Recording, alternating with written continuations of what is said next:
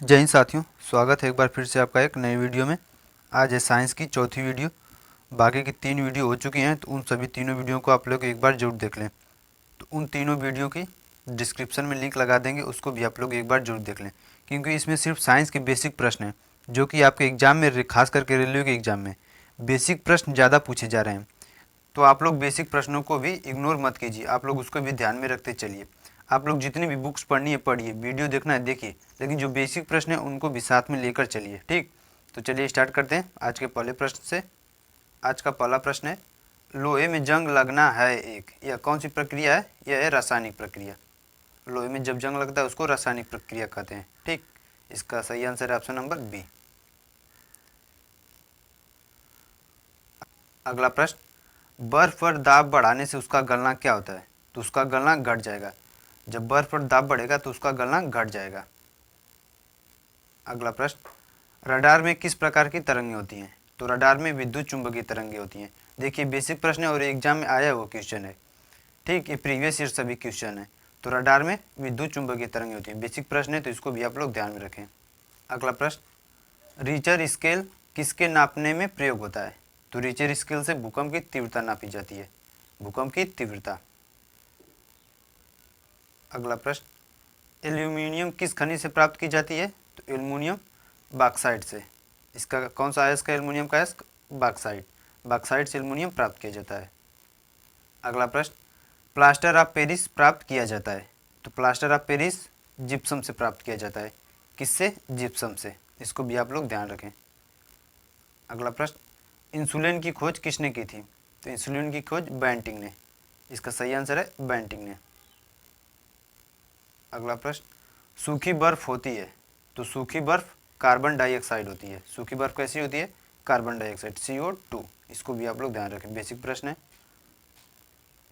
अगला प्रश्न, लुढ़कती हुई गेंद कुछ दूर लुढ़कने के बाद स्वयं रुक जाती है, निम्नलिखित में से किस कारण से? जब कोई गेंद ऐसे ऐसे जाती है और आगे जाकर कुछ दूरी के बाद रुक जाती है, तो इसका कारण है घर्षण बल। किसके कारण? घर्षण बल के कारण। इसको भी आप लोग ध्यान रखें। अगला प्रश्न, लोहे में जंग लगने का मुख्य कारक क्या है?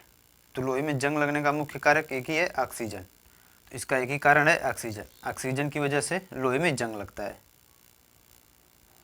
अगला प्रश्न, शहरों में तालाब का पानी शुद्ध करने के लिए कौन सी गैस प्रयोग की जाती है? सबसे बेहतरीन गैस है क्लोरीन गैस। इसी का प्रयोग किया जाता है तालाब में पानियों को शुद्ध करने के लिए, क्लोरीन गैस। अगला प्रश्न, किस धातु का गलनांक सबसे अधिक होता है? तो सबसे अधिक टंगस्टन का होता है। यही प्रयोग किया जाता है हमारे बल्बों में, वो LED वाले बल्बों में नहीं, जो रेड कलर का होता है बल्ब, उसमें प्रयोग किया जाता है टंगस्टन का, क्योंकि इसका गलनांक सबसे अधिक होता है। अगला प्रश्न, कुपोषण से सबसे अधिक किसकी कमी होती है? तो कुपोषण में प्रोटीन की कमी होती है। जब किसी व्यक्ति को कुपोषण हो जाता है तो उसमें समझ लीजिए कि प्रोटीन की कमी है, सबसे ज़्यादा प्रोटीन की कमी। अगला प्रश्न, एसआई बल का मात्रक क्या होता है? सबसे बेसिक प्रश्न, एसआई बल का मात्रक। तो इसका आंसर आप लोगों को कमेंट बॉक्स में देना है। बेसिक प्रश्न है, सभी को पता है, तो इसका आंसर आप लोगों को कमेंट बॉक्स में जरूर दें। बल का मात्रक, एसआई मात्रक क्या होता है? ठीक। अगला प्रश्न, जब किसी धातु को गर्म किया जाता है तो उसका घनत्व क्या होगा? कम हो जाएगा। क्या हो जाएगा? जब किसी भी धातु को गर्म करते हैं तो उसका घनत्व कम हो जाता है। अगला प्रश्न, बायोगैस का मुख्य अवयव क्या है? तो बायोगैस का मुख्य अवयव मीथेन है। सबसे मुख्य गैस बायोगैस का मुख्य अवयव मीथेन है। अगला प्रश्न, साधारण नमक का वैज्ञानिक नाम क्या होता है? तो साधारण नमक का वैज्ञानिक नाम सोडियम क्लोराइड। इसका सही आंसर है सोडियम क्लोराइड। अगला प्रश्न, यांत्रिक ऊर्जा को विद्युत ऊर्जा में किसके द्वारा बदला जाता है? यांत्रिक ऊर्जा को विद्युत ऊर्जा में, तो सबसे बेहतरीन इसका है डायनमो। डायनमो के द्वारा यांत्रिक ऊर्जा को विद्युत ऊर्जा में कन्वर्ट किया जाता है। अगला प्रश्न, निम्नलिखित में से कौन सी एक मिश्र धातु है? इसमें मिश्र धातु, तो मिश्र धातु स्टील है। स्टील कार्बन से और इस्पात, इन दोनों कार्बन और इस्पात के मिश्रण से मिलकर बनता है स्टील। तो इसका मिश्रण यही है, स्टील मिश्र धातु है। ठीक। अगला प्रश्न है, उष्मा की सबसे अच्छी चालक कौन सी धातु है? तो सबसे अच्छी धातु उष्मा की चांदी है। चांदी सबसे अच्छा माना जाता है उष्मा के लिए, लेकिन ये काफ़ी महंगी होती है, इसलिए हम तारों में इसका प्रयोग नहीं करते हैं चांदी का। ठीक। अगला प्रश्न, समुद्र के पानी से नमक निकालने के लिए निम्नलिखित में से कौन सी विधि अपनाई जाती है? तो सबसे बेहतरीन है वाष्पीकरण। वाष्पीकरण के माध्यम से समुद्रों से नमक निकाला जाता है। अगला प्रश्न, निम्नलिखित में से कौन सी गैस वायुमंडल में नहीं होती है? तो इसमें बताना है कि वायुमंडल में कौन सी गैस नहीं होती है। तो एक ही नहीं है, क्लोरीन नहीं पाई जाती, बाकी नाइट्रोजन होती है, हीलियम भी होती है और क्रिप्टन भी होती है, लेकिन क्लोरीन नहीं पाई जाती है।